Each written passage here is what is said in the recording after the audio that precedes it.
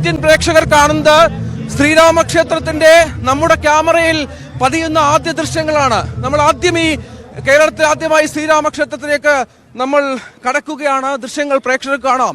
ആദ്യമായി ന്യൂസ് 18 പ്രേക്ഷകർക്കായി ഈ ദൃശ്യങ്ങൾ ഞങ്ങൾ പുറത്തുവിടുന്നു. ശ്രീരാമക്ഷേത്രത്തിന്റെ മനോഹരമായ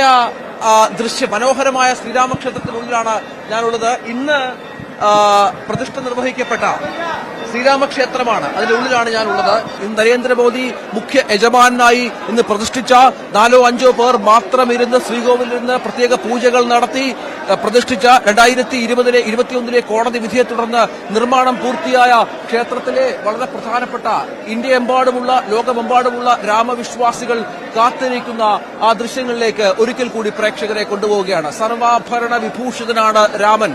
സർവാഭരണ വിഭൂഷിതനായ രാമന്റെ ദൃശ്യങ്ങൾ പ്രേക്ഷകർക്കായി പങ്കുവെക്കുന്നു. ഇതാണ് രാംലല്ലയുടെ വിഗ്രഹം. എത്രയോ നാളുകളായി രാമഭക്തർ കാത്തിരിക്കുന്നു ഈ ദൃശ്യങ്ങൾ കാണാൻ.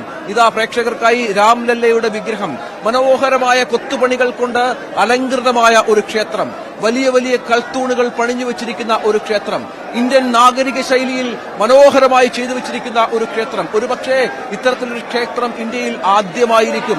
നാളെ മുതൽ ഭക്തലക്ഷങ്ങളുടെ പ്രവാഹമാണ് ഇങ്ങോട്ടേക്കെന്ന് കൂടി മനസ്സിലാക്കണം. നാളെ മുതൽ ഭക്തലക്ഷങ്ങളുടെ പ്രവാഹമാകും ഇങ്ങോട്ടേക്ക്.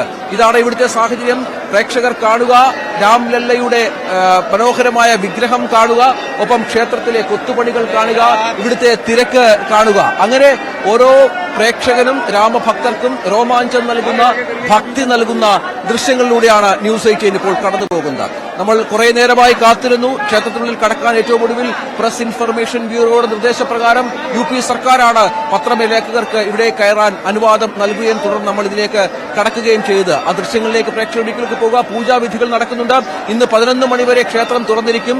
ഈ രാംലല്ലയുടെ നേരത്തെ ഉണ്ടായിരുന്ന താൽക്കാലിക വിഗ്രഹവും തൊട്ടടുത്ത് പ്രതിഷ്ഠിച്ചിട്ടുണ്ട്. ഒപ്പം ലക്ഷ്മണ ഭരത ശത്രുഘ്നന്മാരുടെ വിഗ്രഹവും ഉണ്ട് എന്നാണ് മനസ്സിലാകുന്നത്. അങ്ങനെ പ്രധാനപ്പെട്ട പ്രതിഷ്ഠകളുള്ള ഒരു സുപ്രധാനമായ ഒരു ക്ഷേത്രത്തിനുള്ളിലാണ് നമ്മൾ ഉള്ളത് എന്ന് മനസ്സിലാക്കണം.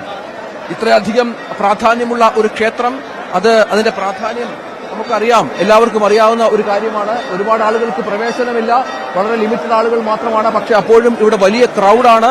അങ്ങനെ ധാരാളം ആളുകൾക്ക് നിന്ന് പോകാൻ പറ്റുന്നൊരു സ്ഥലമല്ല. നാളെയൊക്കെ കൃത്യമായ നിയന്ത്രണം ഒരുപക്ഷെ ഉണ്ടാകുമെന്നും പ്രതീക്ഷിക്കണം. അപ്പോഴും നമുക്കൊരു മഹാഭാഗ്യമായി കാണാം. ആദ്യം തന്നെ ഈ പ്രതിഷ്ഠാ ദിനം തന്നെ ഇവിടെ എത്തി നമ്മുടെ പ്രേക്ഷകർക്ക് ഈ ദൃശ്യങ്ങൾ പങ്കുവെക്കാൻ സാധിച്ചത്. രാംലല്ലയുടെ നമുക്ക് പ്രേക്ഷകർക്കായി കാണിക്കാം. രാംലല്ലയുടെ വിഗ്രഹം, രാംലല്ലയുടെ ഇന്ന് പ്രതിഷ്ഠിക്കപ്പെട്ട വിഗ്രഹമാണ് പ്രേക്ഷകർക്കായി നൽകുന്നത്. അനവധി ആളുകൾ ഇവിടെയുണ്ട്.